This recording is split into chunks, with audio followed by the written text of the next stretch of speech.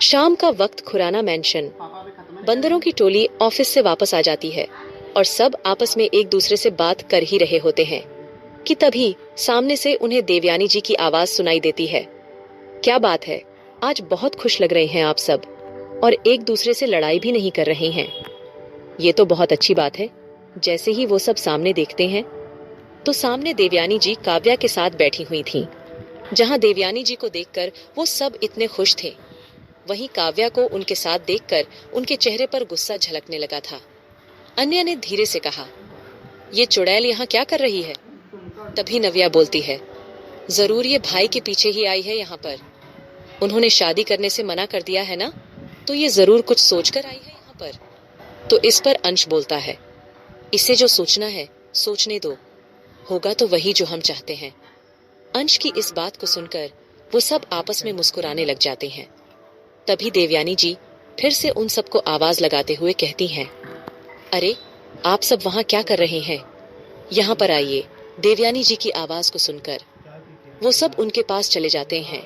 जैसे ही वो सब देवयानी जी के पास जाते हैं, तभी देवयानी जी उनसे बोलती हैं, अच्छा सुनिए हमारी बात, आपको एक काम करना है।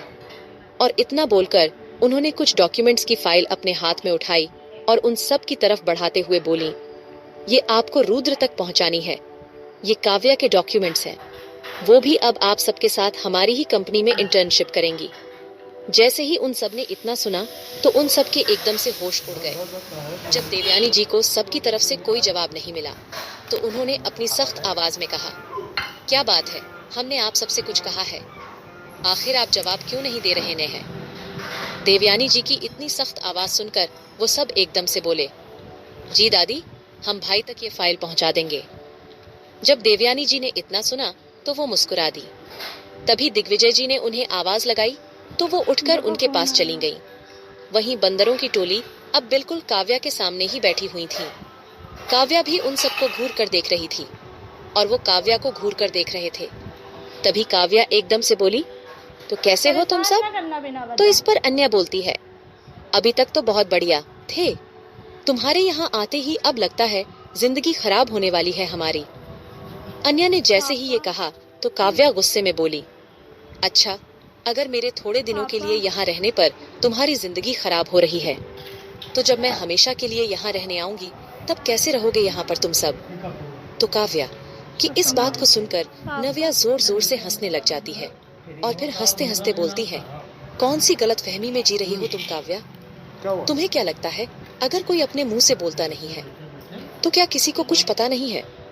अरे हम सब जानते हैं कि भाई ने तुम्हें कभी एक नजर उठाकर देखा तक नहीं है। तुमसे शादी करना तो बहुत दूर की बात है। नव्या की ऐसी बातें सुनकर काव्या को गुस्सा आने लगता है और वो गुस्से में चिढ़कर बोलती है, शादी तो रुद्राक्ष की मुझसे ही होगी और ये तुम सब देखोगे। काव्या के इस तरह से कहने से अंश बीच में आते हुए बोलता है, ओह, तो ये प्लानिंग है तुम्हारी? अब तुम यहाँ पर रहकर भाई को पाना चाहती हो?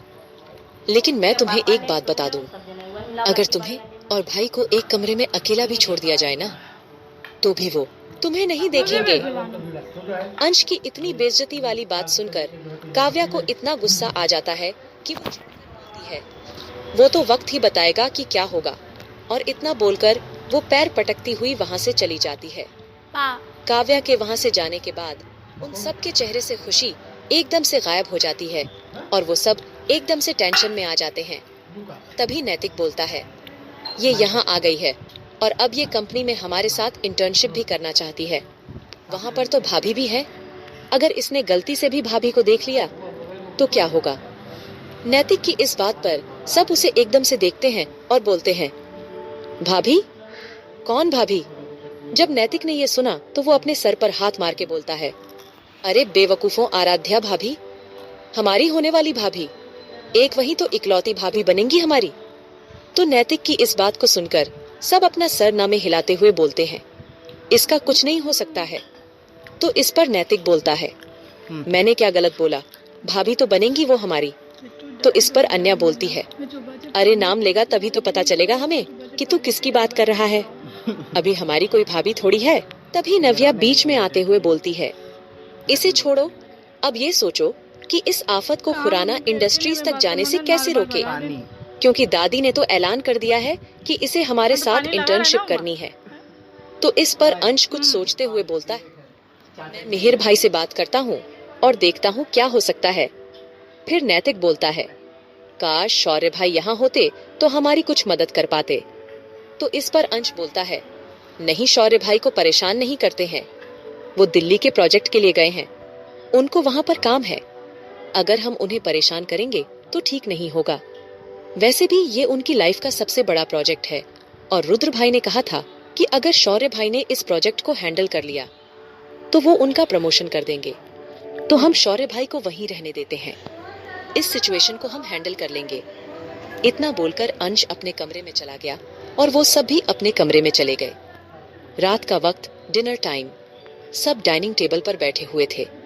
काव्या अब बेसब्री से रुद्राक्ष के आने का इंतजार कर रही थी। तभी देवयानी जी ने विधि जी से पूछा, विधि, रुद्र नहीं आए अभी तक? काफी देर हो गई। देवयानी जी के इस तरह से पूछने से विधि जी एकदम से चुप हो गईं, क्योंकि उन्हें पता था कि काव्या की वजह से रुद्राक्ष अब खुराना मेंशन में नहीं आने वाला है। जितने दिन काव्या यहाँ रहेगी तब तक वो यहाँ नहीं आएगा। लेकिन उन्होंने कुछ कहा नहीं, क्योंकि इससे देवयानी जी को गुस्सा आता और उनका बीपी हाई हो जाता। उन्होंने बहाना लगाते हुए कहा, माँ, वो हमें रुद्र का फोन आया था। वो बोल रहे थे कि उन्हें आज ऑफिस में कुछ जरूरी काम है, इसलिए वो ऑफिस करके सीधा अपने फार्म हाउस चले जाएंगे। जहाँ तक है वो कल ही घर आ सकते हैं। जब देवयानी जी ने ये सुना तो वो बोली, ठीक है। वहीं काव्या का गुस्सा फूटने को तैयार था।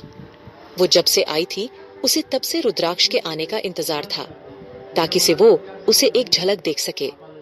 लेकिन अब जब विधि जी ने बताया कि रुद्राक्ष घर नहीं आएगा तो काव्या को गुस्सा आने लगा। जैसे ही उसकी नजर सामने बैठी बंदरों की टोली पर पड़ी तो वो सब उसको देखकर मुस्कुरा रहे थे। उनके चेहरे पर साफ लिखा था कि उन्हें उसके गुस्से से भरे हुए चेहरे को देखकर बहुत खुशी हो रही है। काव्या ने गुस्से में उन्हें देखकर अपनी प्लेट में चम्मच को जोर जोर से मारना शुरू कर दिया। जब देवयानी जी ने उसे ऐसा करते हुए देखा तो बोली, क्या हुआ काव्या? बेटा, आपको खाना पसंद नहीं आ रहा है क्या? देवयानी जी की आवाज को सुनकर काव्या ने ध्यान दिया कि वो अपने गुस्से में आकर क्या बेवकूफी करने जा रही थी। उसने अपने आप को संभालते हुए देवयानी जी से कहा, नहीं दादी, खाना बहुत अच्छा है। वो गलती से चम्मच प्लेट पर लग गया था। इतना बोलकर वो चुपचाप खाना खाने लगी। थोड़ी देर बाद डिनर करके काव्या गुस्से में अपने कमरे में आई और कमरे के सारे सामान को इधर से उधर फेंकने लगी। तभी बाहर से किसी नौकर की आवाज आती है, काव्या, बेबी, कोई दिक्कत है क्या? जैसे ही काव्या ने ये सुना तो उसे ध्यान आया कि ये उसका घर नहीं है। अगर वो यहाँ पर ऐसी हरकतें करेगी तो सबको उस पर शक हो जाएगा कि वो जैसी दिखती है वैसी है या नहीं। फिर उसने बाहर खड़े नौकर को कहा, जी सब ठीक है रामू काका, आप जाइए। जब रामू काका ने ये सुना तो वो बोले, ठीक है बेबी, और इतना बोलकर वो वहां से चले गए। फिर उसने किसी तरह से अपने गुस्से को काबू किया। वो थोड़ी देर के लिए शांत बैठी ही हुई थी कि तभी मेनका का फोन आ गया। मेनका का फोन आते देख उसने फोन उठाते हुए कहा, हाँ माँ बोलो। तो इस पर मेनका बोली, कुछ बात बनी काव्या बेटा, रुद्राक्ष और तुम्हारे बीच में। जैसे ही काव्या ने इतना सुना तो उसका जो गुस्सा इतनी देर से उसने काबू में कर रखा था वो एकदम से फूट पड़ा और वो चिल्लाते हुए बोली, एक तो वो रुद्राक्ष ऑफिस से आज घर नहीं आया। जब से मैं यहाँ पर आई हूँ तब से मुझे वो एक पल को देखने को नहीं मिला है, और तुम ये कह रही हो कि मेरे और उसके बीच में कोई बात बनी? अरे जब वो आएगा ही नहीं तो उसके और मेरे बीच में बात बनेगी कहाँ से? काव्या को इतने गुस्से में देखकर मेनका एकदम से डर गई और उसे शांत कराते हुए बोली, शांत हो जाओ बेटा, देखो तुम्हें गुस्सा नहीं करना है। तुम्हें पता है ना, अगर तुम गुस्सा करोगी तो तुम रुद्राक्ष को खो दोगी।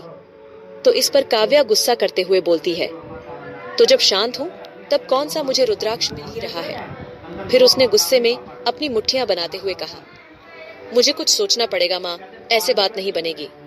तो इस पर मेनका बोलती है, मैंने जो तुमसे कहा था करने के लिए, क्या तुमने वो किया? तो इस पर काव्या बोलती है, हाँ माँ, मैंने उस देवयानी को अच्छे से समझा दिया है कि वो मेरा कैसे भी करके रुद्राक्ष के ऑफिस में जॉब लगवा दें, और उसने रुद्राक्ष को मेरे डॉक्यूमेंट्स भी भिजवा दिए हैं। बस एक बार माँ, मैं रुद्राक्ष के ऑफिस में घुस जाऊं, फिर देखना जहां जहां रुद्राक्ष वहां वहां मैं। ऑफिस घर हर जगह उसे अपने पंजे में जकड़ कर रखूंगी मैं। देखती हूँ कितना दूर भागता है फिर वो मेरे से, और इतना बोलकर वो एक अजीब सी हंसी हंसने लगी। उसे देखकर ऐसा लग रहा था कि जैसे वो पागल होने लगी है। वहीं दूसरी तरफ रुद्राक्ष का फार्म हाउस। रुद्राक्ष के हाथ में एक वाइन का ग्लास था।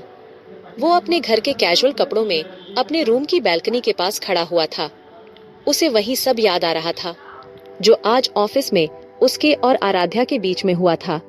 उन दोनों का लिफ्ट में बंद हो जाना, आराध्या का उसको कस के पकड़ लेना और फिर आराध्या का उसकी बाहों में बिखरना। वो सब याद कर करके रुद्राक्ष मुस्कुराए जा रहा था। उसने वाइन का एक सिप लेते हुए कहा,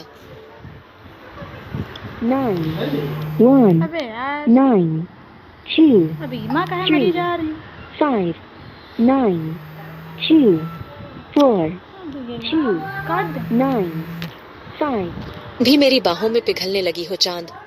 बस तुम इस बात को मानना नहीं चाहती हो, लेकिन मैं भी बहुत जिद्दी हूँ। मेरी जिद की वजह से ही मैंने तुम्हें ढूंढ लिया है। तो सोचो तुम्हारे प्यार को पाने के लिए मैं कितनी जिद कर सकता हूँ। ये कहते हुए उसके चेहरे पर एक डेविलिश स्माइल आ गई। वो अपने ख्यालों में खोया ही हुआ था 30 मिनट की स्टोरी कि तभी उसके फार्म हाउस की डोरबेल बजती है और वो अपने रूम से बाहर निकल कर आता है। तो शेरा बोलता है, भाई मैं देखता हूँ। इतना बोलकर शेरा जैसे ही दरवाजा खोलता है तो उस इंसान को देखकर रुद्राक्ष एकदम से बोलता है, तुम इस वक्त यहाँ पर, अब क्या होगा आगे? आखिर कौन मिलने आया था रुद्राक्ष से इतनी रात को? आखिर क्या होने वाली है काव्या की अगली चाल? जानने के लिए सुनते